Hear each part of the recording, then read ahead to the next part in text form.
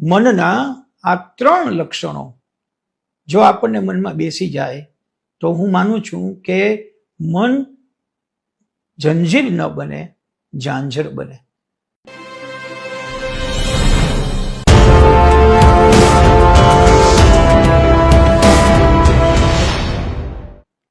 તમારે પ્રયાસ કરવો પડે to be positive, to see the right side, never think about the other side. આ બધા નાના નાના સૂત્રો છે, બહુ બધા બોલે છે. તમારે પ્રેક્ટિસ કરવી પડે. તમને જે વસ્તુ ન ભાવતી હોય એ 10 વાર તમે ખાઓ તો ભાવવા લાગે. કોઈ ફિલ્મી ગીત તમને ન ગમતું હોય પણ 10 દિવસ રોજ સાંભળો તો તમને ગમવા લાગે. આ સીધી થિયરી આમાં કામ લાગે છે, બીજું કશું જ નથી. આજે એવું બન્યું કે જે તમારા મને પોઝિટિવલી સ્વીકાર્યું, તમે રાજી થયા, તમારો સમય સરસ પસાર થયો. Now wait for the other time to get such message from your mind. એવું કરીએ તો મન ઝાંઝર છે, જંજીર નથી. મન આપણું ગુલામ બને તે જોવું પડે. મનના આપણે ગુલામ બનીએ તે નહીં ચાલે. વાત થોડી ઊંડાણથી કરું, નાની વાત. આપણે જે મનની વાત કરીએ છીએ મિત્રો, એના હકીકતમાં 3 લક્ષણો છે. પહેલું છે મનની શુદ્ધતા, બીજું છે મનની એકાગ્રતા, અને ત્રીજું છે મનની સૂક્ષ્મતા. આ 3 શબ્દો થોડા ક્લિષ્ટ છે, પણ આપણે એને સરળતાથી સમજવાનો પ્રયાસ કરીએ. શુદ્ધતા એટલે શું? મનની શુદ્ધતા એટલે શું? એબિલિટી ટુ ક્લિયર, સ્પષ્ટ થવા માટેની તમારી ક્ષમતા. શુદ્ધતા એટલે મને સ્વચ્છ જ જોઈએ, મને ગંદકી ન જોઈએ, મને જ્યાં બેસું ત્યાં સ્વચ્છતા પહેલી ગમે, હું મારા કપડાં પહેરું તો મને સુઘડ કપડાં ગમશે, મને મારો ચહેરો સુંદર લઈને નીકળવાનો આદત છે. આ બધી શુદ્ધતા છે બહારની. એ બહારની શુદ્ધતા અંદરના મનને પણ શુદ્ધ બનાવશે. કઈ રીતે? તમારા મનમાં આવું ઠાની લીધું અને બીજી વખત જો તમે ગંદી જગ્યામાં બેસવાનો પ્રયાસ કર્યો તો મન તાત્કાલિક પાછું વળશે. એટલે બહુ સીધી વાત એ કે એબિલિટી ટુ બી ક્લિયર એ મનની શુદ્ધતા છે. એકાગ્રતા એવું આપણે કહ્યું. મનની એકાગ્રતા એટલે ability to focus. Ability to focus. આ એકાગ્રતા શબ્દ બહુ સુંદર છે. એક અગ્ર, આગળ એક જ વસ્તુ રાખો. તમે જે મનમાં વિચારી રહ્યા છો તે તમારે કરવું છે તો એક જ લક્ષ્ય રાખો. વન વે ટ્રાફિક કરો. Don't એલાવ other vehicles two enter in that street. આ એકાગ્રતા એટલે એબિલિટી ટુ ફોકસ. તમે નિશ્ચિત છો તમારે શું કરવું છે, ક્યારે કરવું છે, કેમ કરવું છે. તમારા માઇન્ડમાં એનો કોઈ નકશો છે? નથી તો પહેલા ઘડો. ઘડીને પછી એમાં આગળ વધો તો તમારા માટે મન ઝાંઝર બની જશે. અને ત્રીજો મુદ્દો, સૂક્ષ્મતા. મનની સૂક્ષ્મતા. મનની સૂક્ષ્મતા એટલે બહુ સીધીને સચ વાત, એબિલિટી ટુ ગો ડીપ. ઊંડા ઉતરવાની ક્ષમતા. હું જે વિચાર પામીશ એમાં ઊંડો ઉતરીશ. હું જે કાર્ય કરવાનું નક્કી કરીશ એમાં પહેલા ઊંડો ઉતરીશ. એના બધા જ પાસાઓ વિશે વિચારીશ અને પછી જ એ કામ હું શરૂ કરીશ.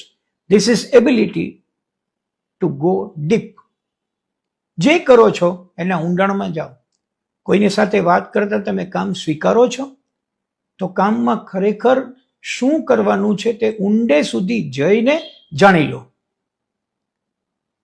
મનના આ 3 લક્ષણો જો આપણને મનમાં બેસી જાય તો હું માનું છું કે મન જંજીર ન બને, ઝાંઝર બને. મનની શુદ્ધતા, મનની એકાગ્રતા અને મનની સૂક્ષ્મતા. કદાચ તમને એવું લાગે કે આપણે જીવનના બધા જ કાર્યો જો સુંદર રીતે કરવાનું મન બનાવેલું હોય તો પછી આપણે નબળું કામ કેવી રીતે કરી શકીએ, કેમ વિચારી શકીએ? જીવન જીવવાનું કામ એ બહુ ક્ષમતાનું કામ છે, આનંદનું કામ છે. ઈશ્વર સુધી જવાનો એક સરળ રસ્તો છે કે તમે આજની ક્ષણને આનંદમાં જીવો, એટલે તમે ઈશ્વરની સાથે છો. તો પછી આ કામની અંદર શુદ્ધતા હોય, એકાગ્રતા હોય, સૂક્ષ્મતા હોય, તો જ મન છે એ તમારી સાથે ઝાંઝરની જેમ ઝમકતું ચાલ્યા કરવાનું છે. મનના આ 3 લક્ષણો પછી એક થોડી સૈદ્ધાંતિક વાત આપણે સમજીએ. વેદાંતિક સાહિત્યમાં અંતઃકરણ એવો શબ્દ છે, અને આ અંતઃકરણ મનના 4 કાર્યો છે. આ 4 કાર્યો એ હકીકતમાં મન જંજીર બને કે ઝાંઝર બને તેના લિટમસ પેપર ટેસ્ટ જેવા છે. અંતઃકરણ એટલે શું? મન, બુદ્ધિ, ચિત્ત, અહંકાર. આ આપણે સાધુ ભગવંતો પાસેથી સાંભળેલા 4 સરસ મજાના આધ્યાત્મિક શબ્દો છે. પણ જુઓ, એની શરૂઆત પહેલા મનથી થાય છે. અને એ મન કયું? પેલું સરફેસ ઉપરનું, નીચેનું મન. પછી બુદ્ધિ આવે છે. એ બુદ્ધિ એટલે ઉચ્ચ મન. પછી ચિત્ત આવે છે. ચિત્ત એટલે આપણું સ્મરણ, આપણી સ્મૃતિ જેમાં પડી છે તે. ચિત્ત ઉપરથી એક શબ્દ આવ્યો, ચૈતન્ય. તમારામાં શું પડ્યું છે તે. અને છેલ્લું આવે છે અહંકાર, હું પણ, આ મારું, આ મારું મકાન, આ મારી સ્થાવર મિલકત, આટલી મારી એફડી, એવું વારંવાર જેને બોલવાની ટેવ હોય છે, એ આ 4 માંથી ચોથા સ્ટેજમાં જીવે છે. હવે બરાબર આપણે સમજી લેવું જોઈએ કે મન, બુદ્ધિ, ચિત્ત અને અહંકાર. મિત્રો, 2 ક્લેરિટી કરવા જેવી છે, જે કરી લઈએ. આપણે 2 શબ્દો એવા બોલીએ છીએ કે જેનું કોઈ ફિઝિકલ એક્ઝિસ્ટન્સ નથી, ભૌતિક અસ્તિત્વ નથી, જે વારંવાર આપણે બોલીએ છીએ. મારું મન દુઃખી થઈ ગયું, મને મનમાં લાગી આવ્યું. અથવા આપણે ઘણીવાર કહીએ છીએ કે મને તો દિલ ઉપર ઘા પડ્યો. હવે જરા વિચારો, આ મન અને દિલ નામના જે 2 સબસ્ટન્સ આપણે બોલ્યા કરીએ છીએ, એ મેડિકલ સર્જન એનું સર્જરી કરીને આપણને બહાર કાઢીને આપી શકે? Let us think. જવાબ મળશે ના. યાદ રાખીએ, એ મન એ બુદ્ધિ નથી. હમણાં જ આપણે એટલે શીખ્યા પહેલા, મન, બુદ્ધિ, ચિત્ત, અહંકાર. બુદ્ધિ એટલે મગજ સાથે જોડાયેલી છે, તો મગજ બહાર નીકળે, મગજનું સર્જરી થાય. એવી જ રીતે દિલ એ હૃદય સાથે જોડાયેલ છે, તો હૃદયની સર્જરી થાય, બાયપાસ થાય, ટ્રાન્સપ્લાન્ટ થાય. પણ દિલ તમને ક્યાંય જોવા ન મળે. It is not a physical substance. પણ એ ફિઝિકલ સબસ્ટન્સ ન હોવા છતાં આ મન અને દિલ એ આપણા જીવનને જકડીને બેઠેલા છે.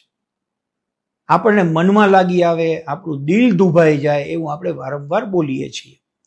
તો યાદ રાખવું પડે કે ખરેખર મન એ એવા પ્રકારનો સબસ્ટન્સ છે કે જે નથી છતાં છે. દિલ એવા પ્રકારનો સબસ્ટન્સ છે કે જે નથી છતાં છે.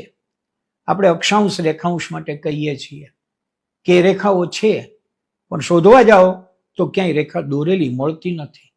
મન અને દિલનું આવું જ છે. એવા મનને જાળવવા અથવા સાચવવાની વાત આવે ત્યારે આપણે ખાસો વિચાર કરવો પડે. જે નથી છતાં છે. આપણે આંખો બંધ કરીએ, આપણે ચાલતા હોઈએ, આપણે ખાતા હોઈએ, કે ઇવન આપણે સૂઈ ગયા હોઈએ, તો પણ જે કાર્યરત છે એ આપણું મન છે. અને છતાં આપણે એમ કહીએ કે મન નામનું કોઈ સબસ્ટન્સ જેને હાથમાં ઉપાડી શકાય એવું નથી. આવું કેમ બને છે? બને છે એનું કારણ સીધું છે. આપણે લોકો ધીમે ધીમે કરતા ડર અનુભવીએ છીએ, એનું કારણ પણ આ મન છે, જેને આપણે સમજ્યા નથી. પછી આમ થશે તો, અકસ્માત થશે તો, માનો કે પ્લેન તૂટી પડશે તો, આ તો જેટલા છે 3 મણના તો, એ હકીકતમાં ભય છે.